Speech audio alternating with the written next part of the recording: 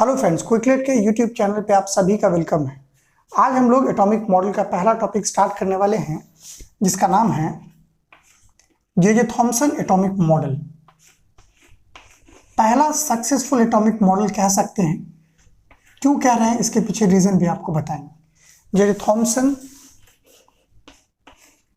Atomic model, आज हम लोग इसे ही पढ़ने वाले हैं। जे थॉमसन एटॉमिक मॉडल जिसने दिया उस साइंटिस्ट का नाम था जे थॉमसन। और कब दिया बच्चों? 1904 में, न्यूट्रॉन के डिस्कवरी से पहले। न्यूट्रॉन का डिस्कवरी कब हुआ? 1932 में। और किसने किया? जेम्स चैडविक ने। तो जे थॉमसन ने अपने एटॉमिक मॉडल में क्या कहा वो मैं आपको लिखकर बताता हूं। पहला पॉइंट उन्होंने कहा, an atom is electrically neutral। उन्होंने कहा कि एक एटम इलेक्ट्रिकली न्यूट्रल होता है बिकॉज, क्योंकि it has equal number of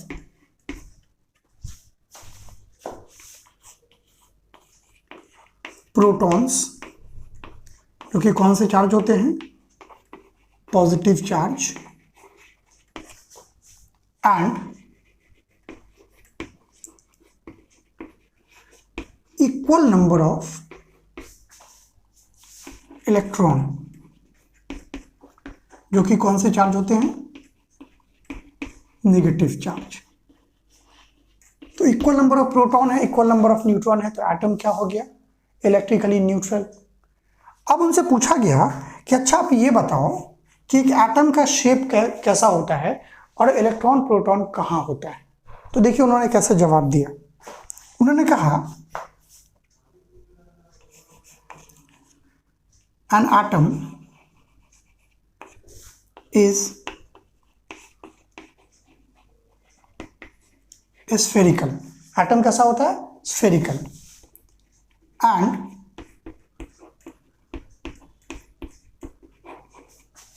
positive charge is considered as part of a sphere and negative charge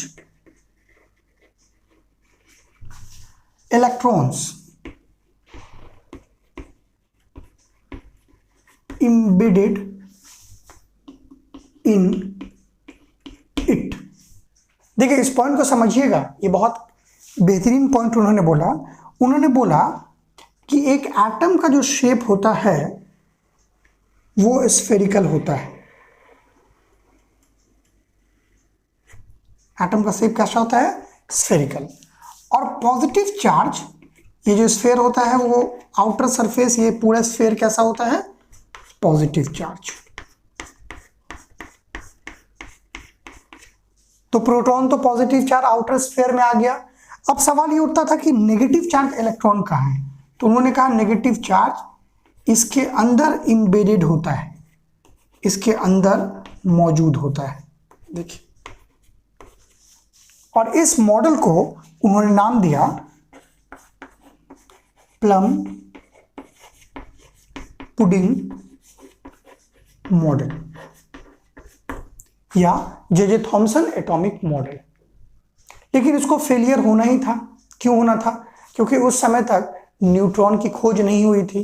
तो 1932 में जब न्यूट्रॉन की खोज हो गई तो ये सवाल तो उनसे पूछा जाता कि भाई आपने प्रोटॉन और इलेक्ट्रॉन को तो सजा दिया, उनके पोजीशंस को बता दिए, बट न्यूट्रॉन कहाँ होता है? तो इस बात का वो जवाब नहीं दे पाते। लेकिन उनके एटॉमिक मॉडल में जो सबसे सक्सेसफुल पॉइंट था वो ये था कि ये पहले साइंटिस्ट थे जिन्होंने बताया कि एटम इलेक्ट्रिकली न्यूट्रल होता है। इसीलिए जे थॉमसन एटॉमिक मॉडल को फेलियर के बाद भी पढ़ा जाता है। चलिए अब इसका ड्रॉबैक देख लें।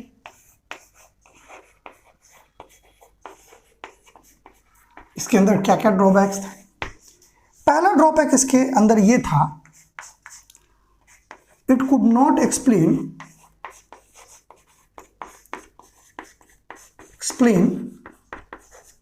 stability of atom.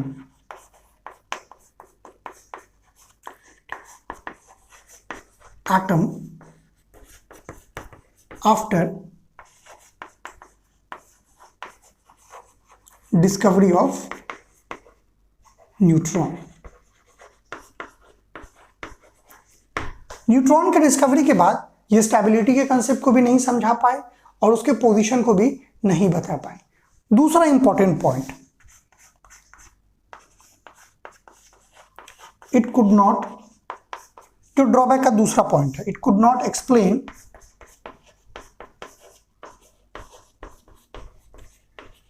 Successful postulates of